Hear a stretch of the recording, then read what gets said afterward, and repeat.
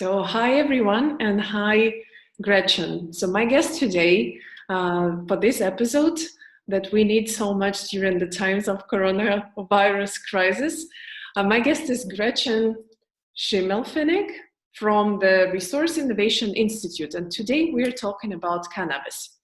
Gretchen, could you please introduce yourself a little bit more and the world, I'm sorry, I'm saying world again, Resource Innovation Institute that you are working at?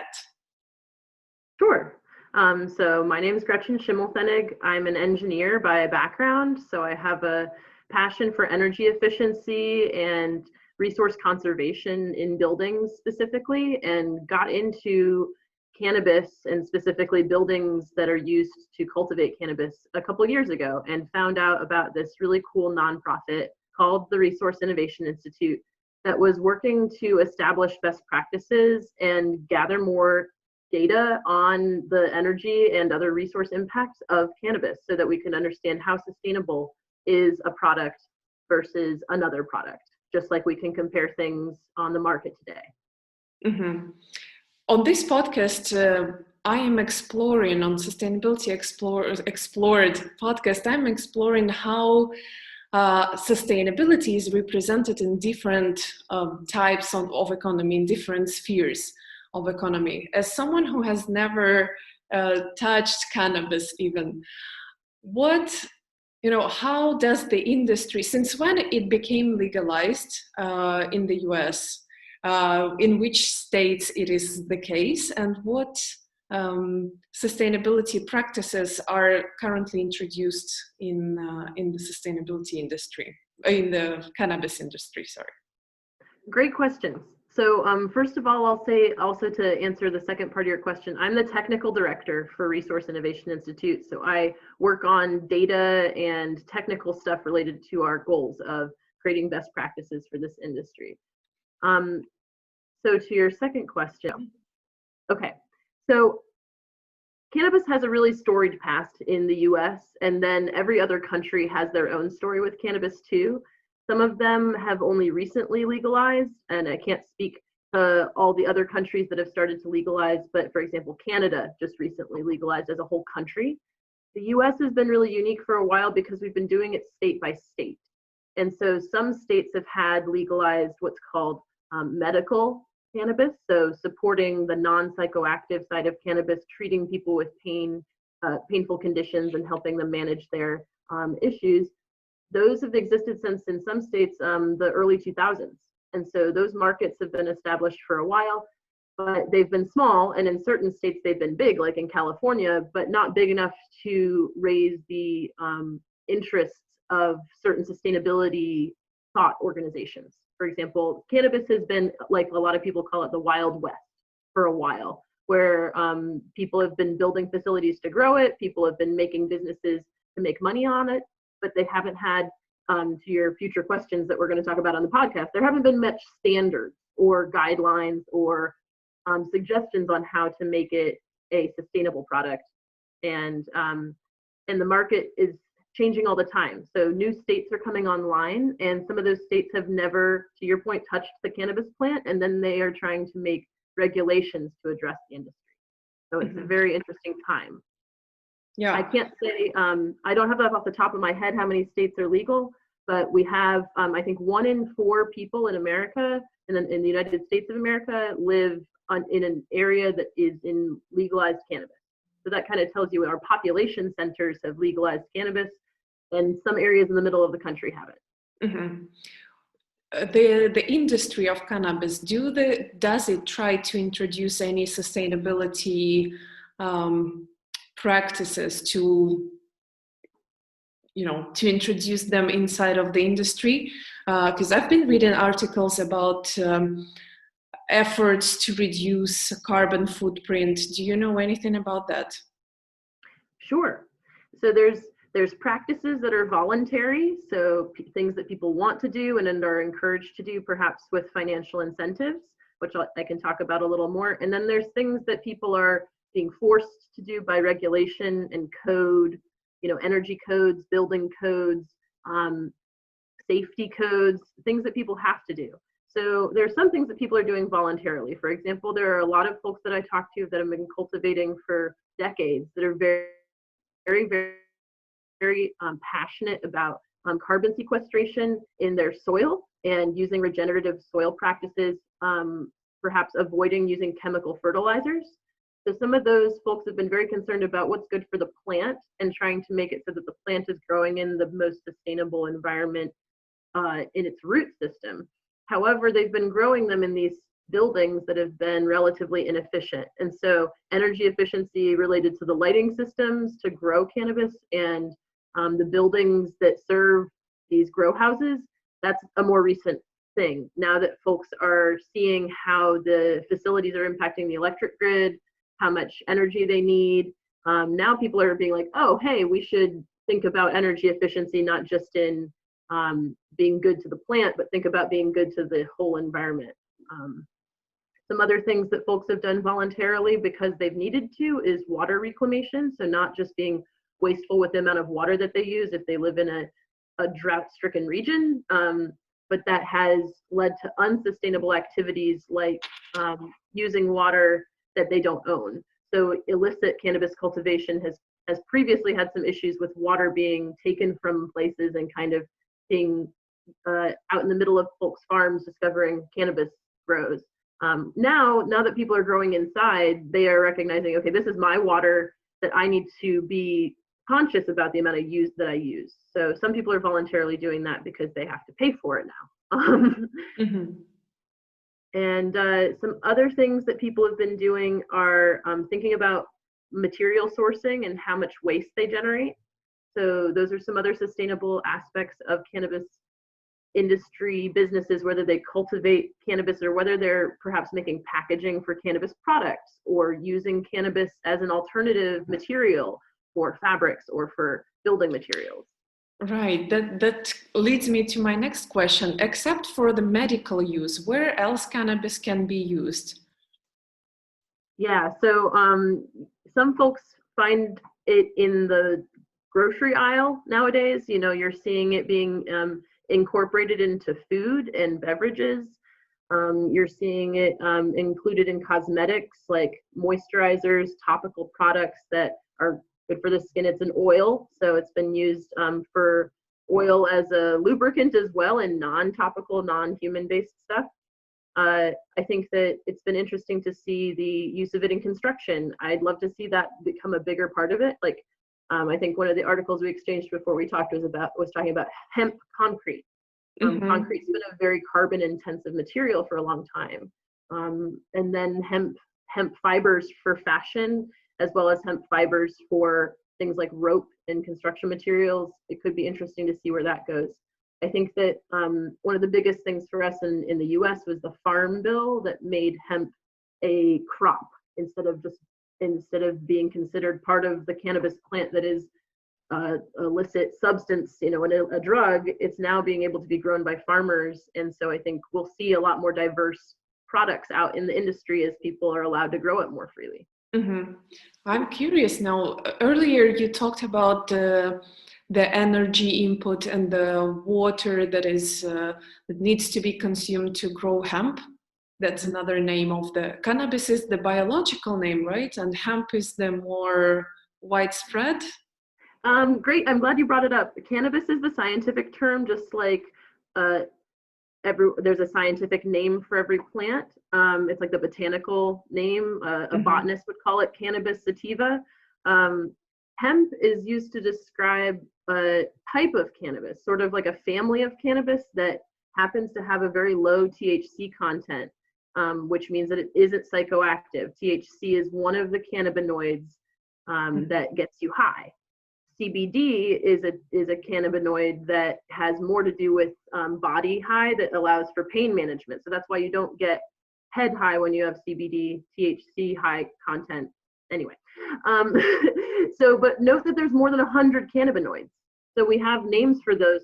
There's names for others as well. And so it's a really fuzzy area. People call it marijuana due to a decades-long sort of stigma campaign against the plant. And so that's why I avoid using the word marijuana. It's not necessarily a bad word for every community. But I use the word cannabis, and it's sort of like if there's a big circle for cannabis, hemp is inside that circle. So all hemp is cannabis, but not all cannabis. Sorry, all hemp is cannabis, but not all cannabis is hemp. All right. And when I want to address the material that doesn't, again, it's a question. The material that I want to, the cannabis that I want to use for, to make a textile material, to make a clothes that is supposedly more, that is organic, that is more environmentally friendly nowadays, used as an alternative source of fabric. Do I address it as hemp? Yeah, it's hemp because it's not going to, they're not going to have grown the THC type of cannabis to make fabric, because that type of plant, the one that has that higher cannabinoid that gets you high, it's also not as good for fiber because it's not as coarse. You know what I'm saying? Like the type that's good for hemp fiber has really strong trunks and branches and stuff. It's sort of like dogs that are bred for different things. Yeah, okay. So now that I've learned that growing cannabis requires a lot of energy and a lot of water, is it even worse talking about this type of material in fashion as opposed to cotton that is also very at least water consuming? Do you think this can, like hemp can become a material, like clothing material of the future? I think that to answer that question, we need more data. And for cannabis, because of its historically criminal past, we don't have as much data as we might like to justify and quantitatively answer your question. So what we need to know is the life cycle, energy, and water use of cotton and other preferred materials that we use for clothing, comparing that to hemp. But the problem is, when you make that comparison, how do you compare the hemp part? So is it hemp grown outdoors? Is it hemp grown in a greenhouse? And then if it's grown outdoors, what are the different approaches that were taken to cultivate it? There are lots of different parameters that could change, even in 5 different outdoor grows, that would make their energy impacts and water impacts all very different because of the approach that the grower chose to take. So, so the answer to your question is, I'm not sure. I would like to think that with certain energy efficient and kind of sustainable approaches, that hemp could be more energy and water efficient than cotton or other materials. But that's also to say that it really depends on how you grow it. Right. And the life cycle assessment is a tough science to crack. Especially when we've been forbidden to research the product and all of its supply chain for so long. And so what we're trying to do with the Resource Innovation Institute is take that first crack at understanding the energy and water and waste impacts of real cultivators in the United States of America, and hopefully in the future globally. Because just like we were able to over time understand how much energy and water does a typical, for example, office building use, because we had enough data of enough office buildings to put on the map and find out the average. That's what we need with cannabis. Does any sort of certification exist to put the cannabis in food or to make a building material out of it? Are there any regulations to comply with? So like I mentioned earlier, it still feels like the Wild West out there in I'm speaking for the United States of America and maybe globally. A lot of the regulations, standards, and certification systems that exist in many countries for many different types of industries don't yet exist for cannabis, because it's either so newly regulated that literally governments have no clue what to do. They know how to regulate agricultural businesses and they know how to regulate industrial businesses, but they're not really quite sure how to regulate this agricultural industrial business that is using a product that nobody's been allowed to study for decades, that also uses a lot of energy and can be kind of misunderstood by these different entities that are trying to regulate it. So sometimes they're trying to apply the same brush that they would to a different industry, to cannabis, and then they make a misstep because they just don't understand. And they, in some ways, sometimes try to impede the industry to the point that the growers feel like their businesses are gonna fail because they're over-regulated, even though there aren't that many regulations. It's like when regulations are made, they're made in a kind of a fashion that maybe doesn't get everybody understood. And at the Resource Innovation Institute, are you helping to somehow, fill that void legislation-wise, or are you working on some studies? Yeah, great question. Thank you.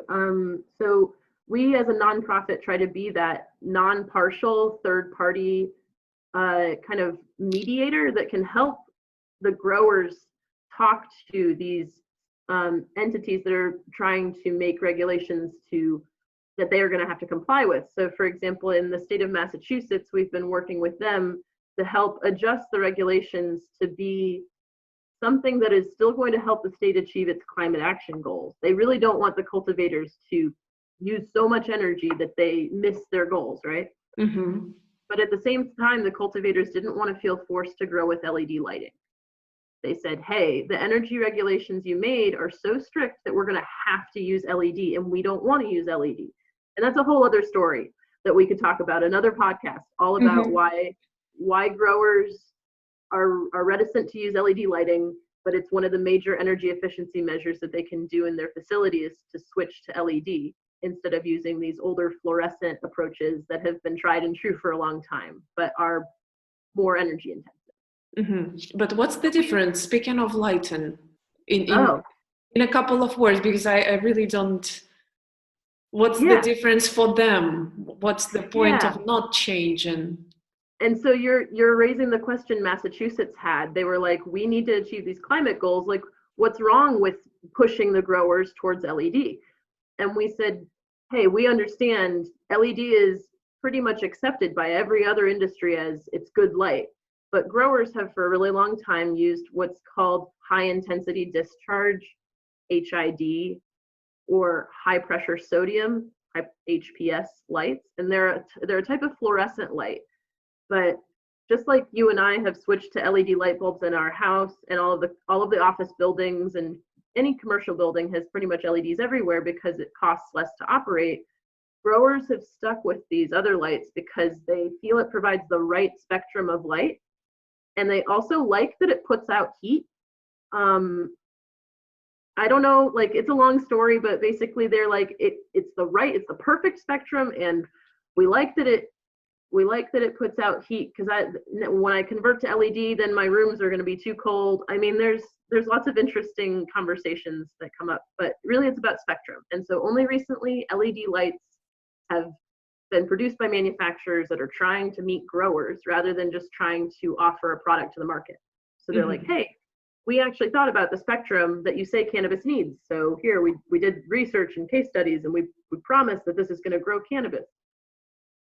But that's why a lot of growers don't trust them, because the first products they offered weren't very good, and they kind of got burned by them. So anyway, that's your point about policy. We try to help states as well as countries, if they're interested in our guidance, have a policy framework that's going to meet growers where they are, but also develop some recommended practice for the industry that's going to help us not, degrade the environment while we try to support an industry.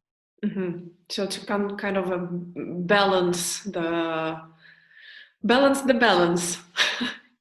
Yeah, we've got to balance business with the environment, and this can be a plant that you cultivate pretty resource efficiently, using some good practices. But with climate change, we've had a lot of crops moving indoors, people wanting to grow food indoors, people wanting to grow, just being able to control the environment. And so what we're seeing is indoor growing can be very energy and just in general, just more intense than outdoor growing. And so we need to be able to help that industry. Just like it's a complicated topic, but there are a lot of utilities, like electric utilities, who help businesses by offering them energy efficiency money. And until recently, none of those utilities have been talking to growers. And so only now are we having these folks who have money to offer them to move to LED lighting. Only now are the growers actually being contacted and invited to participate in these programs that previously helped out all these other businesses like hospitals and universities and things that were easy to convert to LED lighting, right? Like right. It's just a complicated business, like I said. So there is no certification system yet because we don't have enough data. And once we have more data, we can actually make some lines in the sand that says this is a good facility or business approach, sustainable packaging approach, maybe transportation. And then you can start making standards. And once there are standards that people have to comply with, then you can make a certification system to recognize leaders. But right now it's hard to recognize leaders because we don't have any regulations that are like a bottom level of compliance. And how do you recognize leaders if you don't have a floor? And we don't have a floor really yet because we don't have enough data to understand what is the baseline of compliance, what's a poor performer, and then what's really the point of your podcast, what is a sustainable cannabis business? Like, right. How do we recognize one? We can't right now. Is it possible that there is still some sort of stigma to the industry? That's why the growers are not proactively approached by the light manufacturers or someone else? Do people in businesses that can support the cannabis industry say, oh no, I'd rather not touch that subject because I don't want my reputation of my company to be associated with that one? Absolutely, totally. I mean, in my experience working with a utility, it's been challenging to get past that stigma of donors and weed and all of these cultural associations that we have with cannabis. And I've done some work reminding folks that your grandparents may use cannabis to manage their health conditions. Like, these are our customers and these are our friends and family. And so that's really hard to get beyond. But then you've got like much bigger utilities serving millions of people who they've got like PR people that want to make sure that they don't get seen as a utility that does like untraditional stuff. So the thing about cannabis is we're out of the closet, but we're not yet like in the living room with everyone at the table hanging out, because people are still concerned about what will the people on Twitter think if they announce that they're helping growers. It's an interesting time, but finally I think we've cracked into the time where they're ready to see this industry as worthy of their attention, because it jeopardize the goals that the state or the region may have for achieving maybe carbon neutrality or renewable energy or things like that. They want to stay on track, and so bringing these people to the table is kind of unavoidable now, because the business has gotten big enough that you can't ignore them. Like some of the statistics you had when we were chatting earlier about, I don't know if you've seen, like, some of these cities have like 4% of their electricity use in Denver is from cannabis. Like, that's a very widely quoted statistic. And that makes it so the electricity utility cannot ignore them. And they've got to help. But the stigma does not end there. It, I think, is maybe going to take generations to pass before it just becomes more ubiquitous. For example, kids growing up today are going to see CBD products in the grocery aisle. They might see their friend's mom drinking a CBD soda after work instead of drinking a beer. So I think hopefully it'll change, but some of these industries, like the utility industry, is so traditional. These are companies that are sometimes 150 years old. So talking about cannabis is like, whoa, like, let's stick to our traditional commercial buildings here that we can, it's easy to talk about a data center because there's no political ramifications about talking about it. Yeah. Speaking about the individual personal use, do you feel like consumers care where their cannabis was grown, whether it was grown indoors, outdoors, what packaging even was used? I found a kind of like a roller coaster where it's like we're getting there, but it's not yet to a point where it's mainstream.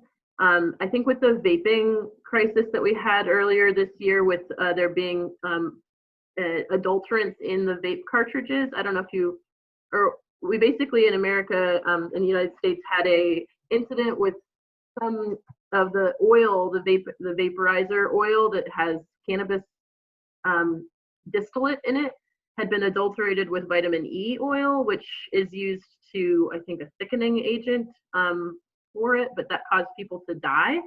And so I think people all of a sudden started caring really a lot about what went into the vape oil. However, I think with the raw flower product, it's a little rare for people to care about where it was grown. I mean, only 10 years ago, people were buying it from their friend's friend who you wouldn't even know what the name of it was, like what type of cannabis you were smoking, let alone where it came from. And so now to know where it is from is novel. So I've got some friends in markets that are much older. So like comparatively, Oregon's market has been adult use for longer than markets out in the East Coast. And so my friend, for example, he cares about which grower grew it, and knowing the identity of the grower connects them to the region that it was grown in. They care maybe more about whether it was grown organically or whether it used chemical fertilizers. They don't want, it's sort of like this connoisseur weed sort of thing.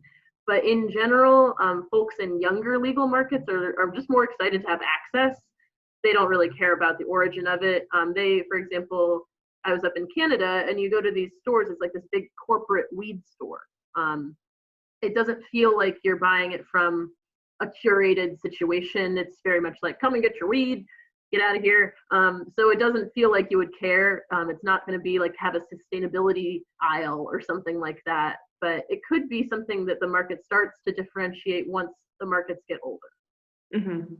Kind of I am following the course on branding, and the guy who delivers the course says, when you're going to the shop, to the bazaar, you're not buying just cheese. You're buying from a grandma that sells cheese, and you like that grandma's smile or the tone of her voice.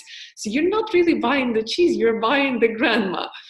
Mm-hmm. And it's kind of, yes, is it possible that experience exactly the emotion behind it? So it's possible that branding will come to cannabis industry as well, and you will. It's definitely here in the older markets. Like if you go to Oregon, you'll see a much big differentiation between products, and people will be sort of explaining this experience that you're buying rather than the product itself. Like the apples of like the Apple experience rather than just buying a computer. Some of them do like to tell you a story. Like I think craft beer is the best corollary I would give to cannabis. We're gonna have in certain regions you already have craft cannabis, like in Oregon. They tell you this grandma story. Oh, it's this family, generations of growers. We like live off the land. Like there's things that people identify with that they want to buy that product because of that. And in newer markets, folks don't care as much, but the craft situation is going to happen there as much as it has with beer all across the country here, in certain population centers especially, I think. Does the organic label reach cannabis industry? Is it there? And if so, what does it take to be called organic cannabis? That's a topic I don't know a ton about. I know that because it's now recognized federally as a crop, that it has to go through the same sort of protocols that any other organic product regulated by the U.S. Department of Agriculture has to go through. But I wouldn't say that we have a recognized like green sticker like that we have on lettuce, we haven't gotten that on cannabis products yet. And so more to come. I don't think that I know enough about it to speak on it. But I think it's something that, just like the others, we need more data. And what are the parameters to claim that something's organic? How do they comply? So too sorry, young. Yeah, too young to be labeled organic.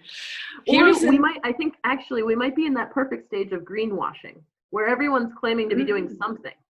Someone's claiming to be organic and sustainable, but how? You don't know, because there's no structure for them to follow.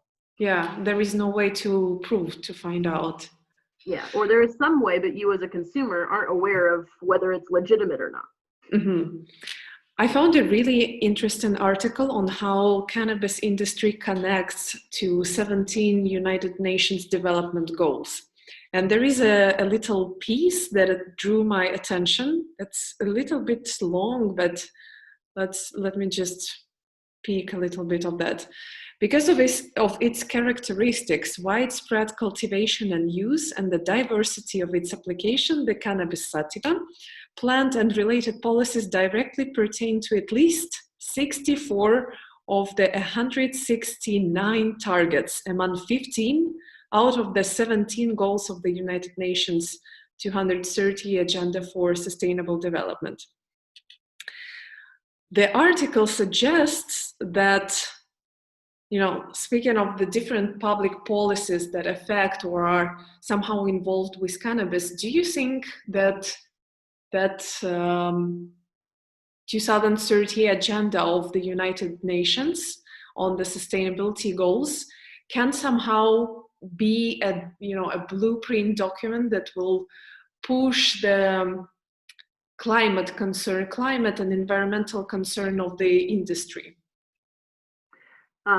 Great question. I think that the word blueprint was a great word. I think that I've been hearing about and reading about these goals for a while from my work in other types of buildings and in other types of city planning and resiliency kind of ideas of how do we go forward. There's a lot of talk of 2030, right? Of what are we going to do by then? So if we survive 2020. I know, right? Oh, knock on wood. So I see those goals as a great framework. They identify areas of focus and suggest some development of different pathways to achieving those goals. And some of those goals I was checking out relate to the Resource Innovation Institute and kind of what we're trying to provide for this industry. So goal number 9 is about creating industry, innovation, and infrastructure that can be used, for example, cannabis used for building construction and carbon sequestration. But that goal didn't really address the resource consumption required to produce those products, to produce cannabis. And another of the goals, responsible consumption and production, right? That's when I read that, I was like, that's exactly what we're talking about here, right? Your podcast seems to be thinking about how do you be a responsible consumer in these different industries and understand them. And then from our side, how do we help the people producing this particular product to be sustainable? So our two arms of our organization, on the education side, we try to make best practices. So we have these best practices guides on cannabis cultivation. So one of them is focused on LED lighting. The other one's focused on HVAC, so heating and cooling and ventilating and dehumidifying the environments required for cannabis, and basically diving into all the systems that are required. So check them out if you're interested in that question about lighting and what's the difference between LED and the others. That would be a place to look. And so that's where we're trying to provide these tools out there for cannabis cultivators and their teams to understand the choices they have and what's good and going to affect the environment the least and still give them a good product. And then we have this resource benchmarking tool called the Cannabis Power Score, which is the platform that allows for cultivators to benchmark their energy, water, waste, and eventually we're adding greenhouse gas emissions impacts, and understand, okay, with my production process as it is today, what am I doing to the environment? And how does that affect my operational costs? And then how might I change it using these best practices I now know about? How might I change that to reduce my impact? So I think that the Sustainable Development Goals can be achieved for cannabis. I think it's really cool how they've outlined how they all kind of overlap and how many people can be affected by this industry, really. if we do it in a thoughtful way and set up the industry with some sort of real tools to achieve these goals, then I think we're going to do well. If we sort of continue to let it be a Wild West and not try to understand the industry because it's got a stigma and because it's this complicated and it's hard to deal with plants in buildings. Plants in buildings is a weird idea. We haven't really done it a lot before. But I think we can, I think that we can achieve I don't know if we'll be able to achieve a carbon neutral cannabis industry by 2030. I think that's a hard goal for any industry to achieve, but I think that this is a group of individuals who could be really motivated to try and be sustainable because of the history of this plant as it's supposed to be a plant that's good for the environment. It's not supposed to be something that's known as detracting from the environment. So I think branding wise, there's going to be a lot of businesses that want to do sustainable things going forward to set themselves apart in the market. I am curious, you got me questioning, do you expect any change in the industry, both rise or decline in the consumption, given the upcoming serious crisis brought by coronavirus and the upcoming recession, economical problems globally? It's a really interesting conundrum that we're in. You're asking a question that my leadership in my organization and I are talking about right now. What do we think it means? It's really hard to tell, not knowing, for example, how the crisis is going to continue to unfold in the United States and in the rest of the world.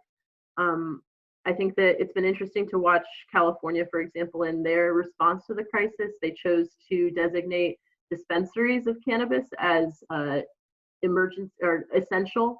So many businesses were forced to close, but dispensaries were considered essential, along with liquor stores. And so it's sort of interesting, the things that society needs, even in a time of deep crisis. And so it'll be, it's really hard to say whether we're going to see a collapse of certain sectors. For example, in certain regions, we might see some businesses just go completely under, but also I'm not sure if they will be affected because some of these cultivators have small businesses. There's not that many people. They're not in close quarters with each other like manufacturing, where maybe they're not going to be forced to shut down. And I, for one, know that there's no loss of demand. People are stuck in their houses and they're coping with a lot of feelings. And so some of them are interested in the more psychoactive side of cannabis right now.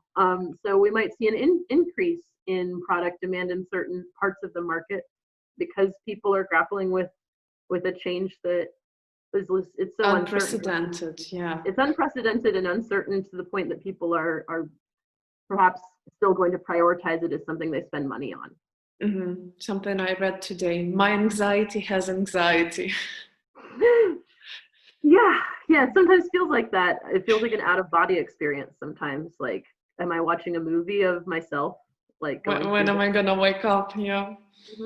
So I try to think that our businesses in general will be resilient enough to survive, but this industry is very young, so I imagine we'll see a lot of turnover. Maybe that's probably the easiest thing to say. We're probably going to see a lot of churn. Some things will change because of this for sure. And maybe silver lining, maybe there will be some big changes that happen in the ways of sustainability in relation to industry. Maybe we will change. That's actually what I am very interested in. Do you, shall I say, do you think we can expect a turn phase to sustainability compared to what it was before? Do you think we are going to become globally as a human race more mindful of our own resources, of sustainable use of them and so on? Or things are going to stay as they are? I hope so. I hope that we don't figure this out and then down the road just continue to behave business as usual. Like, it's been really interesting to me as working in energy efficiency and ultimately caring about reducing carbon emissions in this world.